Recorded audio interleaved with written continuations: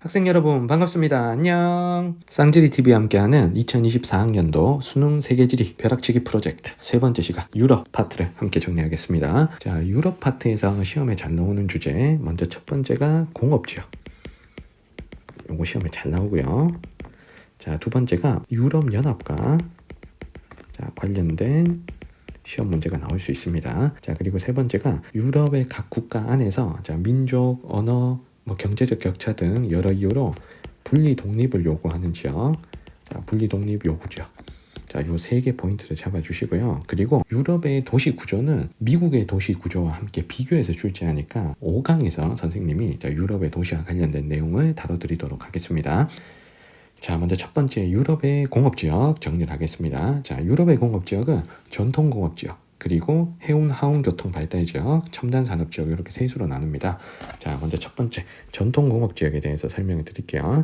자, 유럽의 전통공업 지역은 산업혁명기 때부터 시작한 공업 지역을 말합니다. 그래서 가장 전통이 있다 그래서 전통공업 지역 이렇게 명명이 돼 있어요. 산업혁명기부터 시작했다. 자, 그러면 산업혁명기 때 가장 중요한 에너지 자원이 석탄이었죠. 그래서 석탄이나 아니면 광물 자원, 철광석 산지 위주로 공업이 입진했습니다. 그래서 원료 산지에 공장이 직접 입지했다. 자, 여기서 대표 원료하면 이제 석탄과 철광석이 풍부한 지역에 공장이 들어갔다라고 알고 있으면 됩니다. 자, 그런데 하지만 지금 이 지역은 최근에는 쇠퇴하고 있어요. 그래서 최근 변화 모습. 자, 최근에는 쇠퇴하고 있다.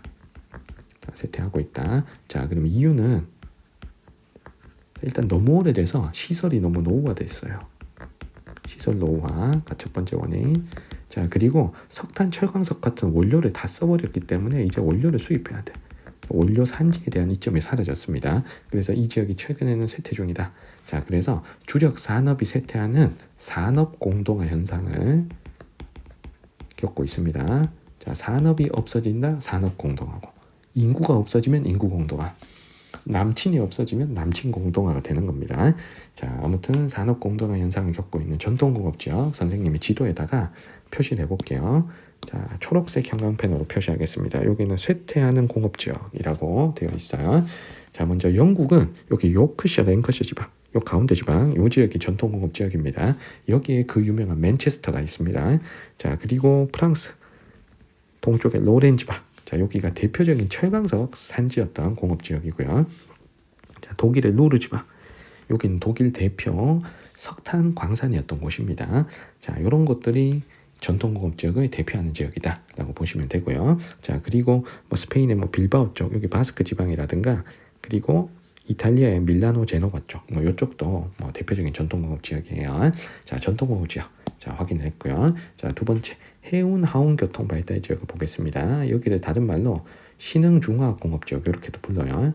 자, 이 지역은 전통공업이 쇠퇴하면서 전통공업지역에 있던 공업이 이전해 온 곳들입니다. 자, 석탄, 철광석 같은 원료가 다 고갈이 되고, 그리고 석유 같은 새로운 에너지가 등장하면서 이제는 원료를 수입해야 되는 상황이 된 거예요. 그러면 원료를 수입하기에 유리한 곳은 아무래도 해안가겠죠. 그래서 해운교통이 발달한 해안가에 주로 입지를 하게 된 겁니다. 그래서 입지는 해안가 입지. 자, 해안가 항구도시에 주로 입지하는 케이스가 많다라는 거고요. 그리고 해안가 입지하게 되면 제품으로 만들어서 다시 수출하기도 유리한 거죠. 그래서 원료 수입과 제품 수출에 유리한 해안가에 주로 입지한다라는 겁니다. 자, 혹시라도 하천으로 배가 드나들 수 있다 그러면 강변에 입지할 수도 있는 거예요. 그래서 하천교통의 요지에, 하천교통이 이용하기 편리한 하천교통의 요지에 신흥중화공업지역에 입지하기도 합니다. 자, 유럽의 대표하는 하천이 라인강이잖아요. 그래서 라인 강변에 공장이 입지하는 케이스도 있습니다. 자, 주로 독일이 라인 강변에 공업지역이 많이 발달합니다. 자, 그러면 관련된 지역을 선생님이 파란색 형광펜으로 해운 하운 교통 발달 지역을 표시하겠습니다. 자, 먼저 영국은 여기, 북해 쪽, 뉴캐슬, 미드스부르 쪽, 이쪽이고요. 자, 그리고 프랑스는 이쪽, 르아브르 덩케르크 쪽. 자, 그리고 독일은 여기 쾰른이라고 적혀 있는데 보이죠? 여기. 자, 여기가 라인강이 흐르거든요. 그러면 선생님이 라인강을 한번 그려볼게요. 자, 라인강은 스위스에서 출발합니다. 스위스 알프스 여기서 출발해가지고 처음에는 오스트리아 쪽으로 가. 자, 그리고 오스트리아 지나 이렇게 독일, 스위스 국경을 흐르다가 여기서 꺾어줘야 돼. 독일, 프랑스 국경을 흐르다가 자, 여기까지 온 다음에 쾰른 방향으로 가요. 독일 가운데로 흘러. 자, 그리고 네덜란드 로테르담 쪽으로 해서 북해로 유입이 됩니다. 선생님이 파란색으로 그린 강이 지금 라인강을 그린 겁니다. 자, 그러면 라인강은 대체적으로 요 네 나라를 흐르는 거지. 스위스에서 시작해서. 자, 그리고 프랑스, 독일, 그리고 네덜란드까지 흐르는 거죠. 그래서 라인강 하구에 위치한 국가가 바로 네덜란드입니다. 그래서 여기 로테르담이라는 도시 보여요? 저기 로테르담.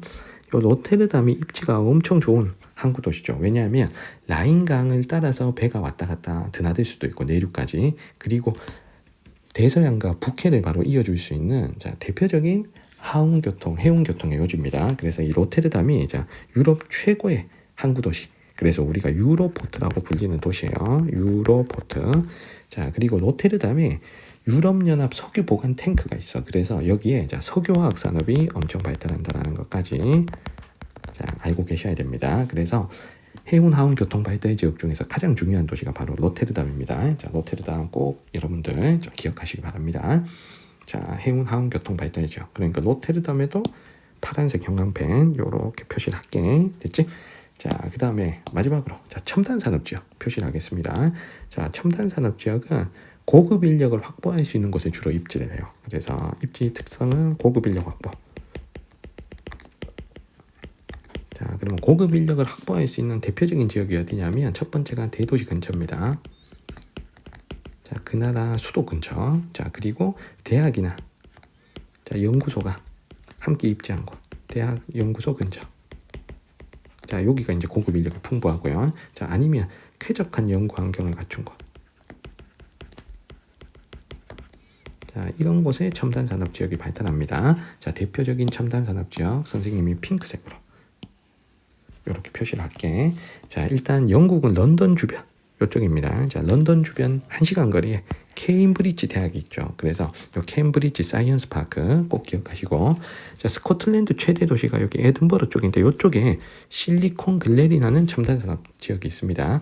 약간 실리콘 밸리를 따라한 것 같죠. 자, 그리고 혹시 모르니 여기 아일랜드 더블린의 실리콘 도크도 좀 기억해줘. 실리콘 도크 요즘 최근에 좀 뜨고 있는 겁니다. 자, 그 다음에 프랑스는 여기 파리 주변. 그리고 프랑스에서는 시험에 제일 잘 나오는 첨단 산업 지역이 여기 지중해 연안의 연구과학 도시 소피아 앙티폴리스입니다. 여기 꼭 기억하시고, 여기가 또 지중해성 기후니까 날씨가 좋아요. 좀 이런 장점이 있죠. 자, 그리고 북유럽 쪽의 첨단 산업 지역 하면 노르웨이의 오슬로라든가, 스웨덴의 스톡홀름 주변의 시스타 사이언스 파크. 여기가 지금 6평에 나온 데죠. 시스타 사이언스 파크. 예전에 시스타라는 걸그룹도 있었는데 아무튼 거기랑 이름이 같습니다. 자, 그리고 첨단 산업 도시들 중에 지역들 중에 조금 특이한 데가 있어요. 우리가 얘기하는 첨단 산업 주로 정보통신 산업, IT 산업 쪽인데 IT 산업이 아닌 의류, 신발, 가방 같은 경공업을 주로 하는 첨단 산업 지역이 있습니다. 거기가 바로 여기에요. 이탈리아 북동부 지역. 우리가 제3 이탈리아라고 불리는 지역입니다. 자, 이 지역은 첨단 산업 지역 중에 좀 따로 기억하셔야 돼. 자, 제3 이탈리아는 정보통신 같은 산업이 발달하는 게 아니고 의류, 신발, 가방, 아니면 가죽 제품, 이런 것들 대부분 경공업 분야를 하는데 부가가치는 거의 명품 수준으로 첨단 산업만큼 부가가치가 높아요. 그래서 여기서는 이태리 장인들이 한 땀 한 땀 수제로 명품을 만드는 산업지대다. 자, 이렇게 알고 계시면 되겠습니다. 그래서 조금 특이한 제3 이탈리아면 따로 기억해 주시면 좋겠습니다. 자, 유럽의 공업지역 전반적으로 선생님이 설명해 드렸고요. 자, 관련 문제 하나 풀어보겠습니다. 자, 다음 글은 유럽의 산업지역에 대한 설명이다. 가나 지역을 지도에서 골라보겠습니다. 자, 먼저 가 지역은 철광석이 풍부했고 산업혁명 이후에 발달했고, 그리고 석탄을 이용해서 철강 산업을 했었대. 근데 그러나 점차 자원 고갈 및 시설 노후화 등으로 현재는 쇠퇴하고 있는 전통공업 지역을 찾는 겁니다. A, B, C, D 중에 전통공업 지역에 해당되는 곳이 여기밖에 없어요. 프랑스의 로렌지방. 그래서 가는 B로 연결하겠습니다. 자, 두 번째, 나 지역은 본료나를 중심으로 섬유, 의류, 신발, 가죽, 가구 등 경공업 부분에 특화된 다품종 소량 생산 방식의 장인적 중소기업들이 경공업 분야를 특화해서 만드는 지역. 여기는 제3 이탈리아를 지금 설명하고 있죠. 자, 제3 이탈리아 지역은 여기서 D입니다. 이탈리아 북동부 쪽. 정답은 BD. 4번이죠. 자, 나머지 두 지역도 시험에 엄청 잘 나오는데요. 자, 먼저 A가 선생님이 유로포트라고 강조했던 로테르담이죠. 로테르담. 자, 그리고 여기 C는 자, 프랑스의 연구과학 도시 소피 앙티폴리스입니다. 소피 앙티폴리스. 여기도 시험에 잘 나오니까 꼭 기억하셔야 돼. 자, 우리 두 번째 주제. 자, 유럽의 분리 독립운동 지역들을 공부를 하겠습니다. 자, 시험 문제 출제가 유력한 5군데가 지금 표시가 되어 있습니다. 이 5개 위주로 여러분들이 정리를 해주시면 좋겠네요. 자, 먼저 첫 번째 A 지역을 볼게요. 이 A 지역을 우리는 뭐라 부르냐면, 자, 여기는 현재 영국의 영역입니다. 자, 영국의 북아일랜드 지역이죠. 자, 영국의 북아일랜드. 그래서 영국과 아일랜드 국경이 요렇게인 거야. 자, 여기는 지금 현재 영국의 북아일랜드 지역입니다. 자, 그러면 북아일랜드 지역 같으면 원래는 아일랜드가 영국의 식민 지배를 받았는데, 자, 그래서 아일랜드 주민들인 켈트족도 살고, 자, 영국에서 건너간 앵글로 섹슨족도 같이 살아요. 그러니까 요 두 민족 간의 갈등입니다. 그래서 아일랜드가 영국에서 독립할 때 북아일랜드에는 앵글로족들이 좀 사니까 아일랜드로 독립한 게 아니라 이 지역은 영국으로 남아있게 된 거예요. 자, 그래서 요 두 민족 간의 갈등이기도 하면서, 자, 켈트족은 또 가톨릭교를 믿고요. 자, 앵글로족은 또 개신교를 믿는단 말이야. 그래서 이게 종교 갈등이기도 합니다. 자, 그리스도교의 구교와 신교 간의 갈등. 자, 여기가 북아일랜드였습니다. 자, 두 번째 지역을 볼게요. 자, 여기 영국의 본섬 브리튼 섬의 북쪽 지방, 여기를 우리는 스코틀랜드 지방이라고 부릅니다. 스코틀랜드. 자, 그리고 영국 브리튼 섬 남쪽은 우리가 잉글랜드 지방이라고 부르죠. 그래서 잉글랜드, 그리고 여기 조금의 웨일즈, 이렇게 해서 영국은 잉글랜드, 웨일즈, 스코틀랜드, 북아일랜드 4개의 연방으로 구성된 나라입니다. 자, 스코틀랜드의 상황은 이래요. 자, 일단 스코틀랜드도 앵글로족이 다수 민족이 아닙니다. 자, 스코트인이라고, 자, 다른 민족이에요. 그래서 일단 민족적 차이가 있다. 자, 민족적, 문화적 차이가 있다. 민족, 문화, 그리고 종교도 살짝 달라요. 자, 스코트인들은 영국 국교의 개신교를 믿지 않고, 자, 칼뱅파 장로교를 믿기 때문에 이게 또 앵글로족하고 또 종교가 다른 거죠. 그래서 민족, 문화, 종교 등의 차이. 종교 등의 차이. 자, 그 다음에 거기다가 스코틀랜드가 잉글랜드에 늘상 좀 지배를 받다 보니까, 자, 항상 영국은 잉글랜드 중심으로 돌아간다. 우리는 항상 소외받는다. 라는 어떤 안 좋은 감정들이 있는 거예요. 그래서 우리는 항상 소외받고, 그리고 억압된 환경에서 살아왔다. 잉글랜드 중심으로 살아갔다. 이런 어떤 울분의 지역 감정이 있습니다. 자, 그래서 스코틀랜드 사람한테 너 잉글랜드에서 왔니? 이러면 약간 발작 버튼일 수도 있다 그러더라고요. 자, 그래서 아무튼, 자, 여기 소외받고 억압받고 탄압받은 어떤 지역 감정이 있었다. 자, 요거는 이제 오래된 스토리고요. 자, 최근의 스토리 2개를 말씀해 드리겠습니다. 자, 여기 영국 섬 오른쪽, 그리고 네덜란드 북쪽, 노르웨이 남쪽에 요 바다가 이제 북해예요. 이 바다를 북해라 부릅니다. 요 북해의 유전이 발견이 된 이후로, 자, 스코틀랜드가 북해 유전을 가지고 내가 독립하겠다. 이 유전지대가 스코틀랜드에 조금 더 가깝거든요. 그래서 이런 이유도 있고요. 그리고 영국이 유럽연합에 탈퇴했잖아. 그래서 이 브렉시트에 따른 입장 차이도 있었습니다. 스코틀랜드 쪽은 브렉시트에 반대하는 사람들이 더 많았어요. 그래서 요거 때문에 또 갈등도 있었다는 겁니다. 최근에는. 자, 그래서 스코틀랜드의 지역 갈등 상황 설명을 드렸습니다. 자, 세 번째 C나라를 볼게요. 자, 요 C나라가 벨기에죠, 벨기에. C나라, 벨기에. 자, 벨기에는 북부와 남부의 언어 갈등이 있습니다. 그래서 벨기에 북부 지방은 우리가 플랑드르 지방이라 불러. 벨기에 북부 플랑드르 지방. 자, 여기는 네덜란드어를 씁니다. 자, 벨기에는 자국 언어가 없어요. 자, 북부는 네덜란드어를 쓰는데, 자, 남부 지방은 왈로니아 지방이라 부릅니다. 이 남부 지방은 프랑스어를 써요. 자, 어떤 언어 쓰는지 외우긴 쉽죠, 맞죠? 벨기에 북쪽에 네덜란드가 있고 벨기에 남쪽에 프랑스가 있잖아. 그래서 북부는 네덜란드어, 남부는 프랑스어를 사용하다 보니 여기서 언어 갈등이 심한 겁니다. 그래서 벨기에는 우리가 언어 갈등, 두 지역 간의 언어 갈등 꼭 기억하시고, 자, 거기다가 경제적 격차에 따른 갈등까지 최근에 추가가 됩니다. 경제적 격차에 따른 갈등, 경제적 격차가 크다. 그래서 요 플랑드르 지방의 경제 수준이 좀 높아.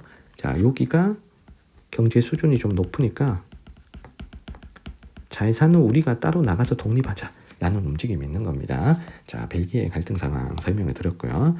자, 그 다음 우리 여기 D를 보겠습니다. 자, D가 이탈리아 북부 지역이죠. 이탈리아 북부 지역. 자, 요 지역을 우리는 파다니아 지방 이렇게 부릅니다. 자, 이탈리아 북부 지방. 파다니아 지방이라고 불러요. 파다니아 지방. 자, 파다니아 지방은 순수 경제 격차에 따른 갈등입니다.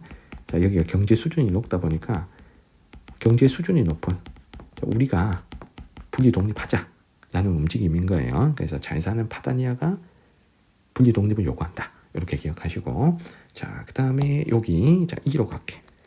자, 2는 에스파냐의 카탈루냐 지방입니다. 자, 에스파냐 카탈루냐 지방.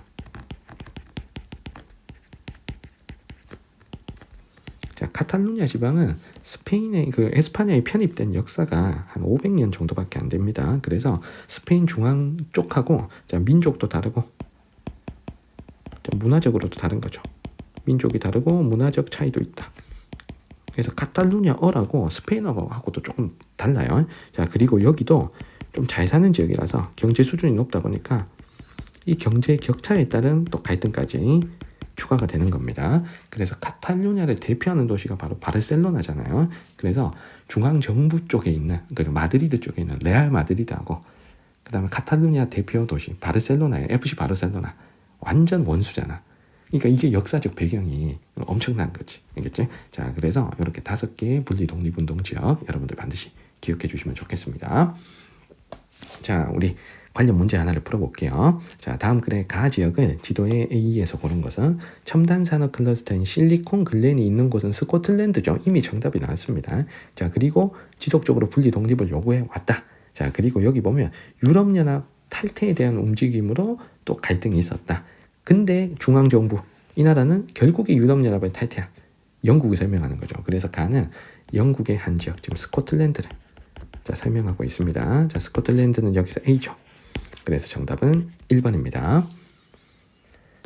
자, 유럽에 자, 백지도를 띄워놓고 자, 나머지 내용들 한번 쭉 정리를 해보도록 할게요. 자, 일단 나라 이름을 하나씩 쓰면서 가겠습니다. 자, 먼저 1번은 아이슬란드죠.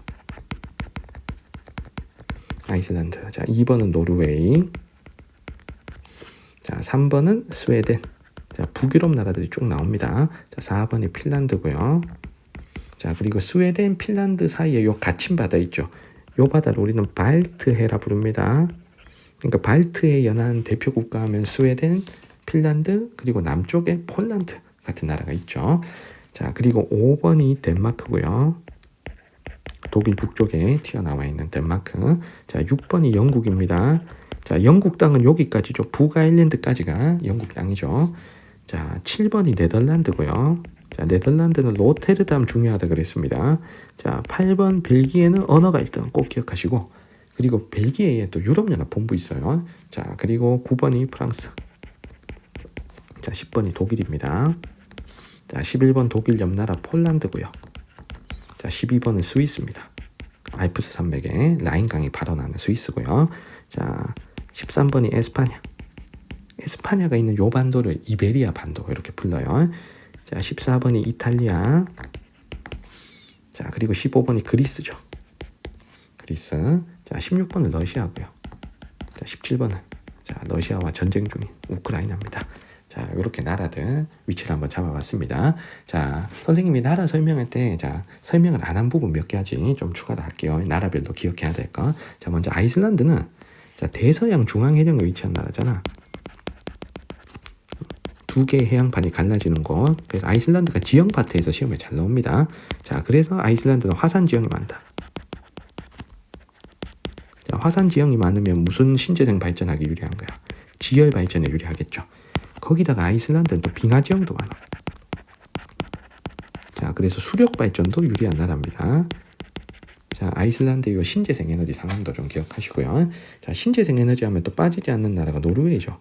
노르웨이도 빙하 지형이 엄청 발달하잖아. 자, 빙하 지형의 급경사를 활용해서 수력 발전 비율이 엄청 높은 나라입니다. 노르웨이는 수력에서 시험에 굉장히 잘 나오고요. 그리고 노르웨이는 대서양 연안 쪽에 피오르 해안이 많죠. 빙하 지형 중에. 자, 피오르 해안 요거 기억합니다. 자, 그리고 덴마크의 신재생 발전도 좀 기억해. 자, 덴마크는 풍력 발전 많이 하는 나라죠. 자, 그리고 선생님이 아까 발트 얘기했는데, 자, 요 바다 이름도 기억해야 돼. 자, 영국, 노르웨이, 네덜란드 사이에 갇힌 바다, 요 바다가 북해라고 합니다. 북해. 그러면 라인강은 알프스 산맥에서 발원해서 북해로 흘러 들어가는 겁니다. 네덜란드 로테르담 쪽에서 북해 쪽으로 빠지니까요.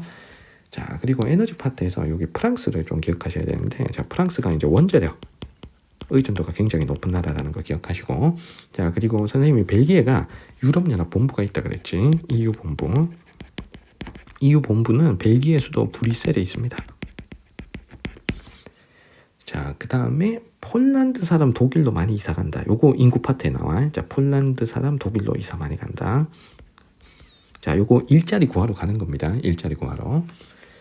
자, 그 다음에 러시아하고 우크라이나하고 또 전쟁 중이잖아. 그러니까 전쟁 중이다라는 것만 알고 있어. 알겠지? 뭐 전쟁의 원인 이런 것들까지 막 물어보진 않을 거니까요. 자, 그리고 유럽연합 관련해서 알아야 될 것들. 자, 유럽연합은 회원국이 아닌 나라들 잘 기억해야 돼. 회원국이 아닌 나라. 내가 표시할 거야. 자, 먼저 첫 번째가 아이슬란드가 EU 회원국이 아니고요. 그리고 노르웨이도 EU 회원국이 아닙니다. 자, 그리고 영세 중립국인 스위스가 EU가 아니에요. 자, EU 아닌 나라 하면 아이슬란드, 노르웨이, 스위스 이 세 나라는 EU에 가입한 적이 없어. 그리고 영국이 탈퇴 멤버잖아. 영국도 EU 아니야.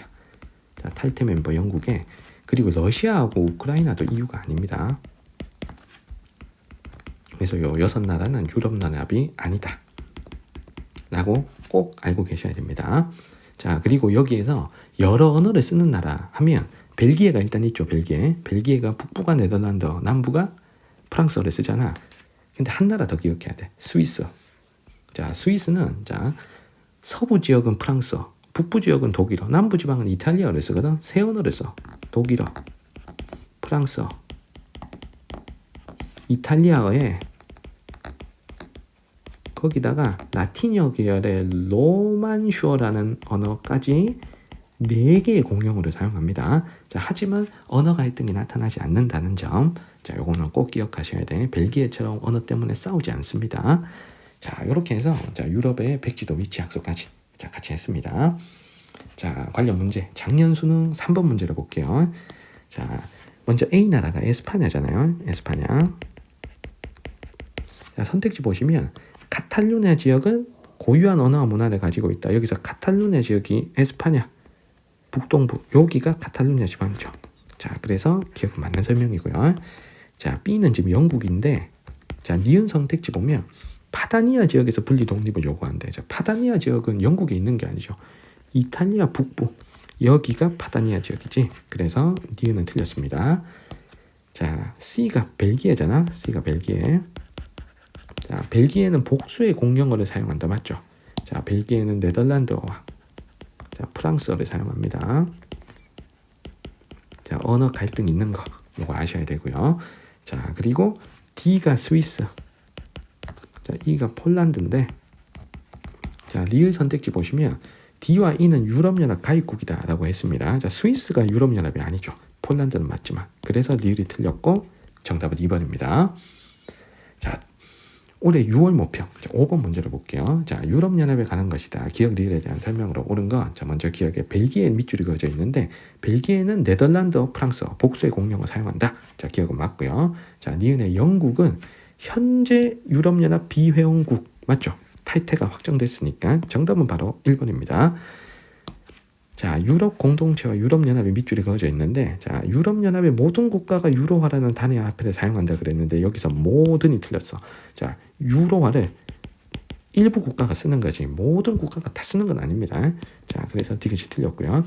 자, 리을에 디귿 리을에는 모두 스위스가 회원국으로 참여했다. 스위스는 유럽연합 회원국이 아니잖아요. 자, 그러면 리을까지 틀렸죠. 정답은 1번입니다. 자, 마지막으로 작년 9월 모평 19번 문제. 자, 이 문제가 굉장히 어려웠던 문제입니다. 자, 같이 한번 보도록 하겠습니다. 자, 다음 글은 가다 국가에 관한 설명이다. 이에 대한 설명으로 옳은 것만을 보기 위해서 있는 대로 고른 것. 자, 이런 문제가 어느 단원에서 나올지가 모릅니다. 지역 지리 파트 어느 단원에서. 근데 이렇게 나라 설명하는데 빈칸 주고 나라 설명해서 찾는 문제가 최근에 좀 유행이에요. 그래서 굉장히 중요하고 또 까다로운 문제입니다. 자, 첫 번째 글 읽어보시면 국경은 하천을 기준으로 정해져 있는 경우가 많다. 그 예로 유럽연합 회원국 중 가는 지중해에 접해 있는 나와 라인강을 따라 국경 일부를 접하고 있다. 그러면 가, 나를 우리가 추론해야 되는데 일단 첫 번째 사실이 가는 유럽연합 회원국이다라는 거예요. 그러니까 가에 영국이나 스위스나 노르웨이가 들어가면 안 됩니다. 자, 그리고 나는 지중해에 접해 있대. 자, 그런데 이 두 나라가 라인강을 따라서 국경의 일부를 접하고 있다라고 했거든요. 그러면 라인강이 흐르는 나라 중에 가나가 들어가야 돼. 자, 그럼 라인강이 흐르는 나라 하면 스위스, 자, 그리고 프랑스도 있고요. 그다음에 독일도 있고, 자, 네덜란드까지 가잖아. 요 네 나라가 대표적이잖아. 자, 그런데 가에 일단 스위스가 들어갈 수 없어. 왜냐하면 스위스는 유럽연합 회원국이 아니니까요. 자, 그리고 나라를 찾는 결정적인 힌트가 지중해에 접해 있다 그랬습니다. 자, 그러면 라인강을 따라 흐르는 이 네 나라 중에 지중해에 접해 있는 나라는 지금 프랑스밖에 없죠. 자, 그러면 나는 자동으로 프랑스입니다. 자, 그러면 프랑스와 유럽연합 회원국인 가 중에서 가가 그러면 독일 아니면 네덜란드가 될 건데, 그러면 프랑스와 국경 일부를 접할 수 있는 나라. 자, 이 나라는 누가 돼야 된다? 독일이 될 수밖에 없는 거죠. 자, 프랑스와 네덜란드는 국경 자체를 접하지 않는다고. 맞지? 자, 그러면 이 가 나라는 독일이 돼야 맞는 겁니다. 그래서 가는 독일, 나는 프랑스가 돼야, 자, 요게 지금 다 맞는 말. 다 참이 되는 거야. 자, 그러면은 두 번째 문단으로 가서 국경을 통과하기 위해서는 일반적으로 심사 절차가 필요하지만 그렇지 않은 경우도 있다.